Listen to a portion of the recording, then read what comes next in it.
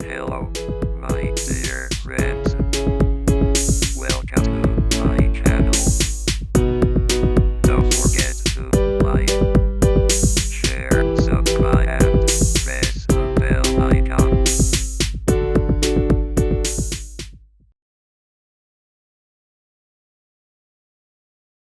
Okay so हामीले हिजो financial म्यानेजमेन्टको यति कुराहरू करिब करिब हामीले छलफल गरिसकेका छौँ यहाँसम्म so we came to learn कि 3 क्रेडिट आवर भन्नाले हामीले न्युमेरिकल फोकस्ड सब्जेक्टहरूमा 3 क्रेडिट आवर चाहिँ अथवा 3 लेक्चर आवर पर विक टिचरकै तर्फबाट र 6 to 9 क्रेडिट आवर अथवा 6 to 9 लेक्चर आवर अथवा सिम्पली टकिङ टाइम आवर चाहिँ घरमा आफूले प्र्याक्टिस गर्नेछौँ भन्ने कुरामा हामी हिजो छलफल गऱ्यौँ हैन सो अनि हामीले यसमा कभर गर्ने टपिकहरूको बारेमा पनि हामीले छलफल गरिसकेका छौँ सो आज हामी यो कभर गर्ने टपिकहरूको इन्टरनल इन्ग्रेडियन्ट्स भनौँ न सिलेबसको इन्टरनल पार्ट्सहरूको बारेमा let's talk a little bit केही कुराहरू हामी यसमा छलफल गरौँ हामीले यसमा के पढ्दैछौँ त भनेर है so in chapter 1 contents this is named as financial management and environment here we will talk about financial management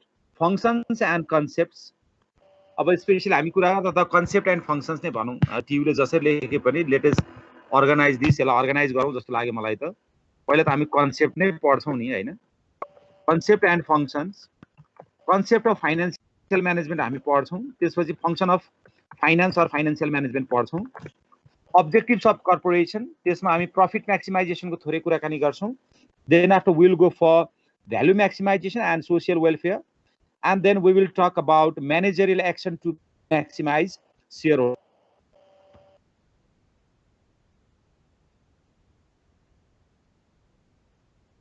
wealth. We'll talk about the role of financial manager, agency conflicts को बारेमा पढ्छौँ, conflict between shareholders and creditors, the conflict between insider owners, managers and outside owners, conflict between managers and shareholders. यो कुराहरू पनि हामीले पढ्छौँ. And then we will discuss about corporate governance, business ethics, and corporate social responsibility. अहिले हामीले CSR को कुराहरू पनि यहाँ कतै न कतै पढ्ने छौँ. Even though this is a finance course, तर पनि प्योर म्यानेजमेन्ट को अरू थियोरिटिकल कोर्सहरूमा जस्तै corporate social responsibility को कुरा, corporate governance को कुरा र business ethics को कुरा हामीले जान्नु पर्ने छ. And then finally we will discuss about financial environment in Nepal. Nepal ko financial environment kasto cha bhanera we will talk. Financial securities, financial institutions, markets and tax environment. So overall talking, from unit 1 we will study only the theoretical portion. यसमा हाम्रो there is no numerical portion at all. यसमा कति पनि numerical छैन. हामी total theory को बारेमा मात्रै डिस्कसन गर्ने छौं युनिट 1 मा. भनेपछि युनिट 1 मा हामी जति कुराहरू पढ्छौं त्यो सबै के हुनेछ थ्योरी को कुराहरू मात्रै हुनेछ. ल मैले यति कुराहरू तपाईहरुलाई भने. In the same way in unit 2 मा चाहिँ हामी के कुरा पढ्छौं त हेर्नुस् त युनिट 2 मा चाहिँ we will discuss about shortly talking ratio analysis. हामीले रेशियो एनालाइसिस भनेर धेरै सुन्छौं हैन, हामीले पढ्या पनि छौं. रेशियो एनालाइसिस को बारेमा पढ्छौं र मैले हिजो तपाईहरुलाई अलिकति ओपन अप गर्दाखेरि भनेको थिए अब मास्टर्स अफ बिजनेस स्टडीज गर्दाखेरि अथवा म्यानेजमेन्ट को कोर्सहरु मास्टर्स गर्नको लागि हैन एमबीएस गर्नको लागि एमबीएम अर एमबीए गर्नको लागि not only from management faculty from other faculties or to the students they use to come हैन they use to enroll to enhance the knowledge in management. कति साथीहरु साइन्सबाट अथवा इन्जिनियरिङबाट अथवा अर्को कुनैमा मास्टर्स सकेर पनि आउन सक्नुहुन्छ. सो केही कुराहरु बेसिक कुराहरु पनि छन् in that sense and in another sense also कि हामी थर्ड सेमेस्टरमा कुन मेजर गर्छौं त अहिले हामीलाई सबै बाहिर कम्युनिटीले त थाहा छैन. हामी एज अ स्टुडेन्ट आफैलाई चाहिँ थाहा होला कि म फाइनान्स गर्छु अथवा म एकाउन्ट गर्छु, म म्यानेजमेन्ट गर्छु अर मार्केटिङ गर्छु भनेर आउटर कम्युनिटीले त थाहा छैन. So to give the basic knowledge of all the specialization areas to the students, यो basic course को रूपमा राखेको in a sense. त्यसकारणले गर्दाखेरि यसमा हामी एकदम इन डेप्थ कुराहरु मात्रै पढ्दैनौं, बेसिक बाट स्टार्ट गरेर इन डेप्थ पुग्छौं के. तसर्थ ब्याचलर को कुराहरु पनि छोटोमा केही कुराहरू छुन्छौँ for those students who have not even studied this subject earlier, जसले पहिला यो सब्जेक्ट पढ्नु भएको थिएन उहाँहरूको लागि चाहिँ थोरै टच गरेर अनि बल्ल हामी मास्टर्स गरेर फेरि हामी इनडेप्थमा हामी जान्छौँ। त्यो कुराहरू छ यो सबै सब्जेक्टमा, यसमा मात्रै होइन कि सबै सब्जेक्टमै यो लागु हुन्छ। तसर्थ हामी पढ्दाखेरि के गर्छौँ भने अब ब्याचलरमा म्यानेजमेन्टबाट आएको साथीहरूलाई फाइनान्सको केही कुराहरू रिपिटिसन भएको जस्तो अथवा रिकल भएको जस्तो लाग्नु सक्छ स्वाभाविक रूपमा। If you have remembered a lot, त्यही पनि सम्झिएको छ भने होइन, एज अ स्टुडेन्ट त फेरि पढेर बिर्सी पनि सकिन्छ। अब बिर्सिनु भएको छ भने पनि पहिला पढेको हो नि भनेर सबै कुरा नभए पनि केही न केही कुरा तपाईँहरूले याद गर्नुहुन्छ नि होइन, that way you may think that. र कोही साथीहरू नयाँ हुनुहुन्छ भने पनि डोन्ट थिङ्क अनदर पर्सपेक्टिभ कि हामी एकदम सुरुवाती चरणबाटै लैजाउँछौँ। So you are free to ask any question whether that you think very smaller question or whatever else, that जेसुकै होस्, तपाईँहरू कति पनि अप्ठ्यारो नमानिकन एनी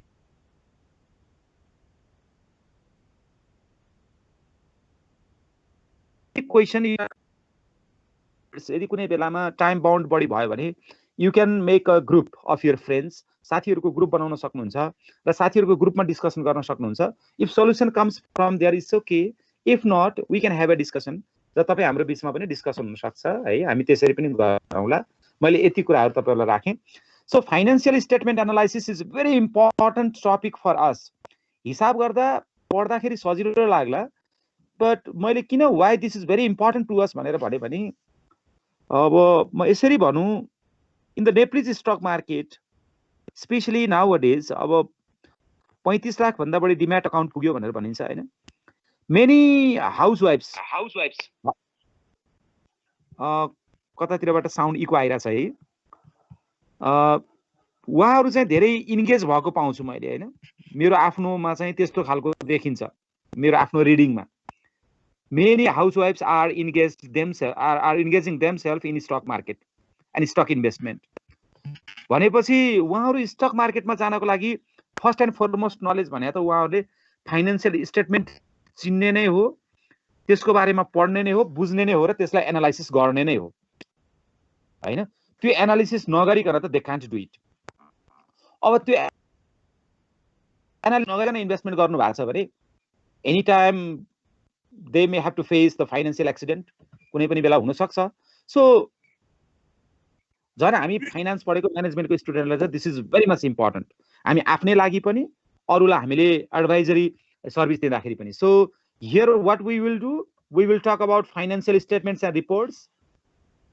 फाइनेन्सियल स्टेटमेन्ट्सहरू कस्तो कस्तो हुन्छ, त्यो रिपोर्टहरू कस्तो कस्तो हुन्छ, we will talk that. And then financial ratio analysis, हामी रेसियो एनालाइसिसको यसमा चाहिँ न्युमेरिकल गर्छौँ। We will do the numerical for liquidity ratios, profitability ratios and market value ratios. So this is going to be somehow interesting to us. And then here, besides the calculations, we will look forward for trend analysis, common size analysis, percentage analysis, and then after we will talk about the DuPont equation. के रहेछ होला यो DuPont equation भन्ने कुरामा भनेर we will talk about that, comparative ratio and benchmarking, and then finally we will discuss about usage and limitations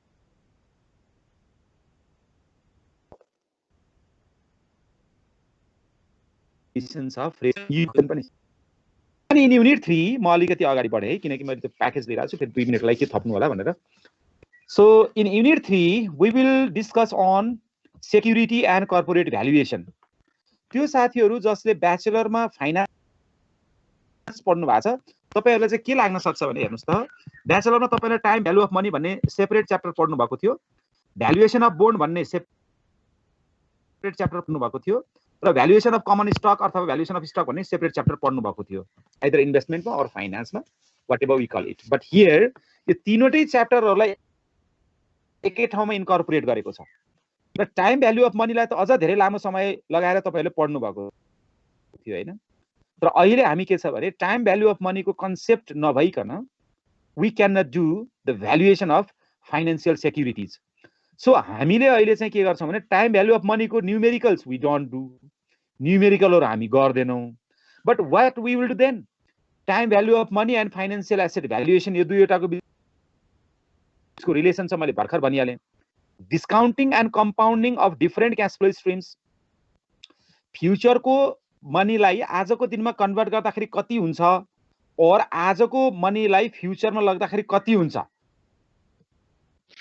with given condition that means with given interest rate and time period त्यो कुराहरुको बारेमा हामी theoretical knowledge लिन्छौं र म केही न्यूमेरिकलहरु त्यहाँ नगरे पनि म केही कुराहरु तपाईहरुसँग शेयरिङ गर्छु हामी त्यसरी पढ्छौं त्यति कुरा पढिसकेपछि we will come to know कि फ्युचरको पैसा र आजको पैसा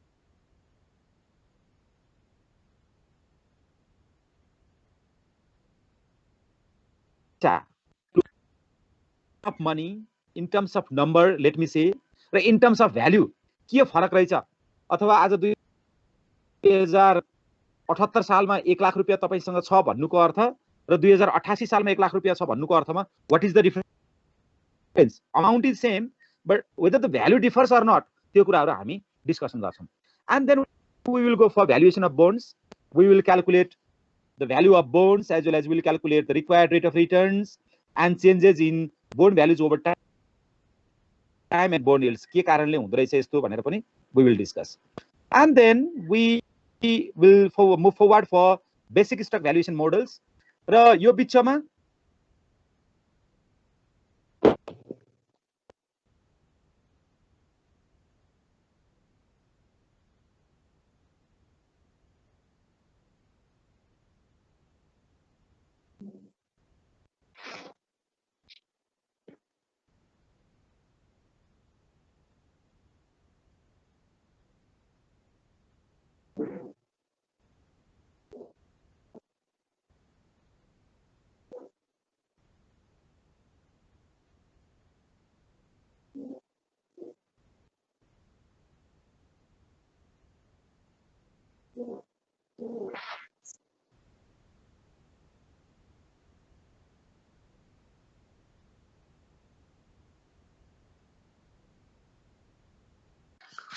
सरको आवाज नआएको हो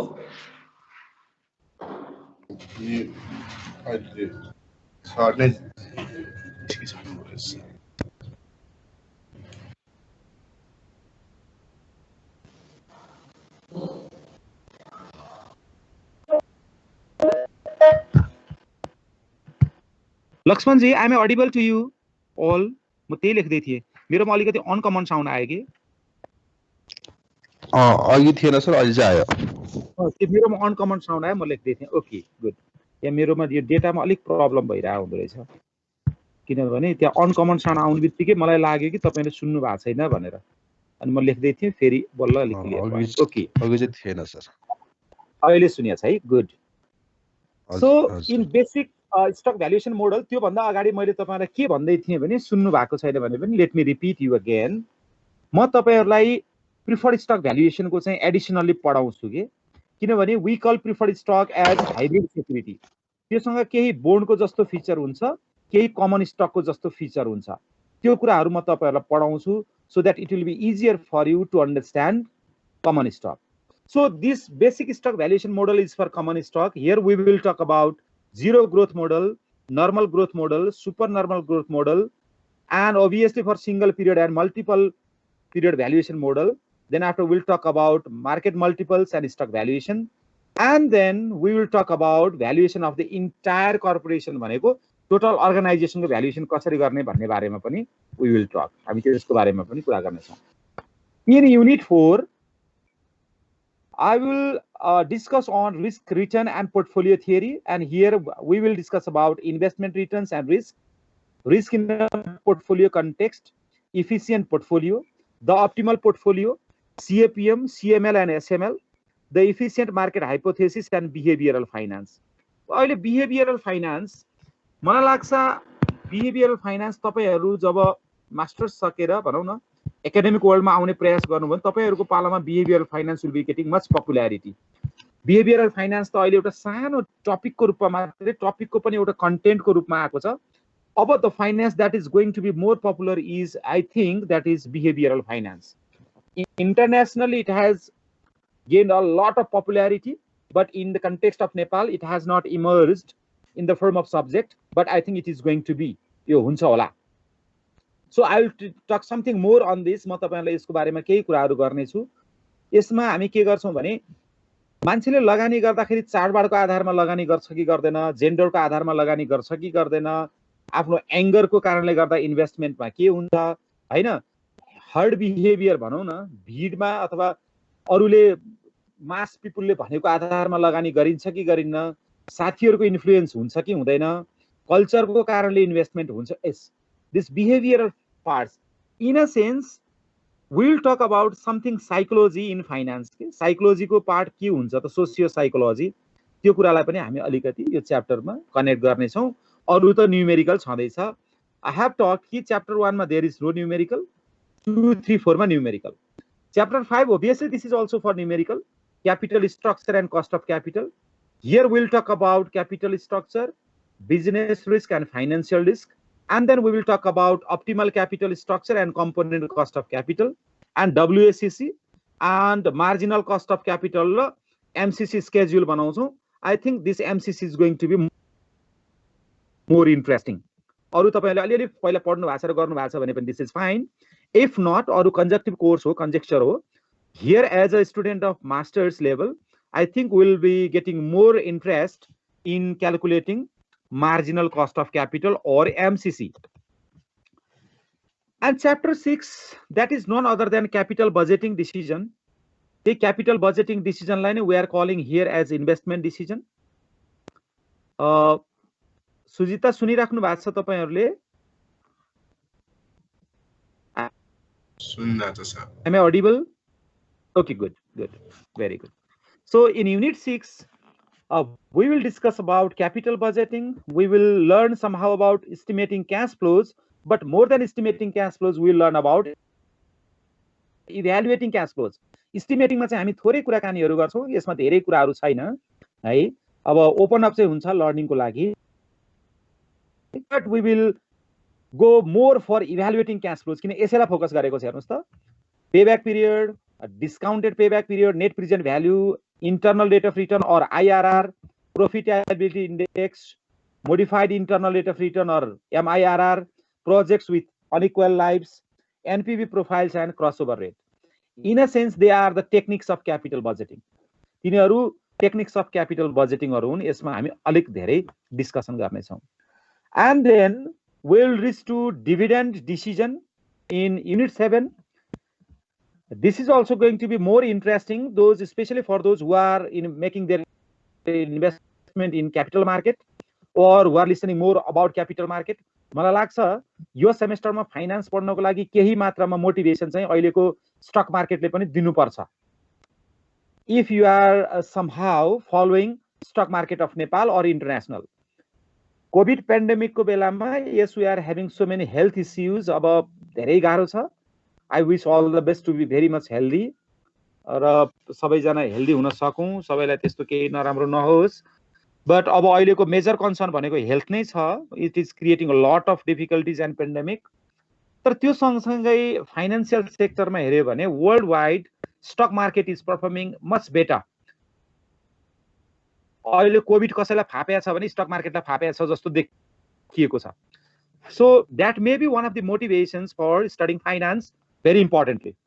किनभने फाइनान्स अहिले फाइनान्स मान्छेहरु धेरै किन पढ्छन् भनेको त one of the reasons त यो पनि रहेछ भने जस्तो पनि हुन सक्छ है. So नेपालको स्टक मार्केट हेर्नु भयो भने पनि everything is going down. Growth rate is expected to be much negative. The highest negative growth rate in the history of Nepal, record breaking. And another record breaking matter is that the index of capital market is highest ever till now. Every day it is making the records in terms of turnover value and in terms of NIFTY index. So people are making money, especially those who are engaged themselves in investment in capital market. हो त्यो पनि हाम्रो लागि एउटा motivation हुन सक्छ. So हामी त्यस्तो मोटिभेसन लिएर काम गर्दाखेरि चाहिँ I think this is going to be much interesting. र यो त अझ हाम्रो कतिखेर पढाइ हुन्छ होला भने जतिखेर more companies will be starting to distribute dividends.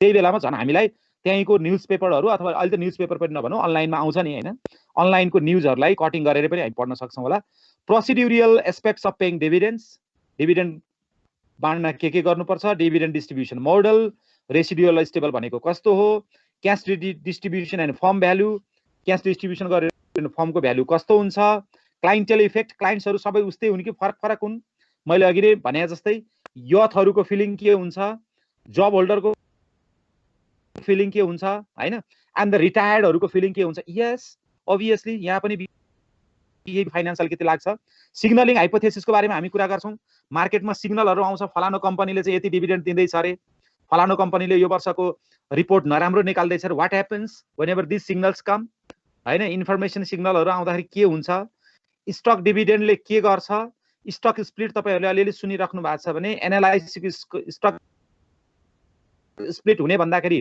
2-4 दिन शेयरको प्राइस के भएको थियो स्टक स्प्लिट नहुँदाखेरि के भइराखेको छ what does it mean stock repurchase भनेको के रहेछ हैन यो नेपालमा प्र्याक्टिस छ कि छैन managerial considerations as to share repurchase policy and dividend payment practices in Nepal भनेपछि this is also going to be much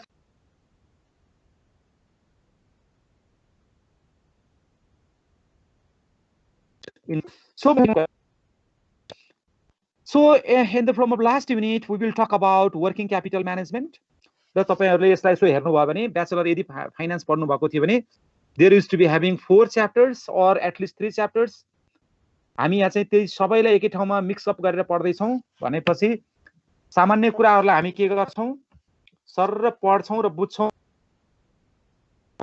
र अघि नै मैले हिजोदेखि भनिरहेको कुरा सरले 1 घण्टा होइन फाइनान्समा 3 घण्टा पढाउने हैन हुन त त्यहाँ 2वटा मोडल मैले कुरा गरे तर यहाँ चाहिँ 3 घण्टा पढाउने तर विद्यार्थीले के गर्ने 6 देखि 9 घण्टा पढ्ने मैले यहाँ केही कुरा शेयरिङ गर्छु तपाईहरुले त्यो कुरामा अझ धेरै खोतल्ने र नेक्स्ट टाइम लागि चाहिँ नि प्रिपेयर्ड हुने तर म सकेसम्म क्लासमा मेरो प्रयास चाहिँ के जारी रहनेछ भने whether I will be able or not I hope with this group I will be able म एबल हुन्छु होला भन्ने मलाई एक्सपेक्टेसन छ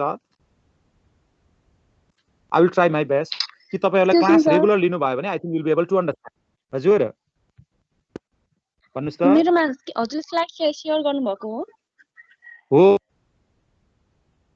मेरोमा स्लाइडै देखाइरा छैन के देखिएको छैन रोजिता छैन सर एकदम ब्ल्याक मात्रै देखाइराको छ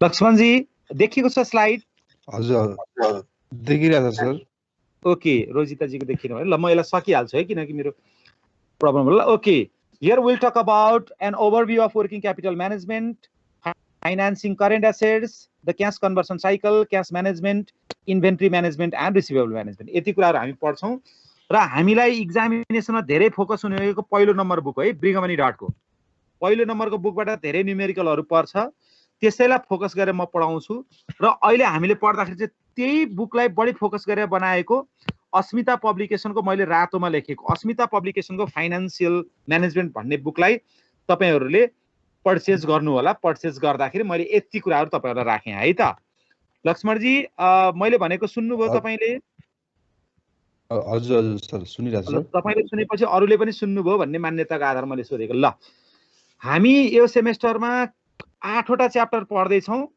अब 8 वटा च्याप्टर हामी पढ्ने छौं हैन 8 वटा च्याप्टरहरुको बारेमा मैले आज सरसर्ती तपाईलाई सिलेबसको कुरा मात्रै गरेको छु अरु खास कुराहरु केही गरेको छैन आज only I talked about syllabus भोलिबाट म तपाईहरुलाई च्याप्टर 1 सुरु गर्छु है भोलिबाट वी विल स्टार्ट च्याप्टर 1 अनि त्यसपछि तपाईहरु जब बुक पर्चेज गर्न तपाईहरु सम्भव हुन्छ जब लकडाउन खुल्छ अस्मिता पब्लिकेसनको बुक पढ्नु होला तर मैले हिजो पनि भने मलाई अहिले सम्मको एउटा एक्सपिरियन्सले गर्दाखेरि न्युमेरिकल धेरै नै गाह्रो हुन्छ कि अनलाइनमा भन्ने कुराहरू पनि थियो, but very consistently I got the opportunity to teach right after from that pandemic to regularly भनौँ न, रेगुलरली। त्यसले गर्दाखेरि केही कुराहरू मैले पनि लर्न गरेको छु कि अनलाइनमा न्युमेरिकल पढाउँदा कसरी पढाउँदा सजिलो हुने रहेछ भनेर। So that things I will incorporate, म त्यो कुराहरू इन्कर्पोरेट गर्छु र तपाईँहरूलाई सकेसम्म सजिलो तरिकाले हुने गरेर म पढाउने प्रयास गर्छु। तर त्यसको लागि चाहिँ मलाई अलिकति समय अलिक बढी लाग्नेवाला छ, किनभने I have to prepare all the materials beforehand. सबै मैले तपाईँहरूलाई मेटेरियल बनाएर पठाउनु पर्ने छ। म स्लाइड मात्रै पठाउँदिनँ, स्लाइड चाहिँ थियोरिटिकल कुराको लागि स्लाइड पठाउँछु भने न्युमेरिकलको कुराको लागि चाहिँ म तपाईँलाई इलुस्ट्रेसन नै गरेर पठाउँछु, सो द्याट तपाईँहरूलाई के हुनेछ भने निकै धेरै सजिलो हुनेछ। मैले यति भनेर आजको क्लास एन्ड अप गर्न चाहे। Thanks for watching.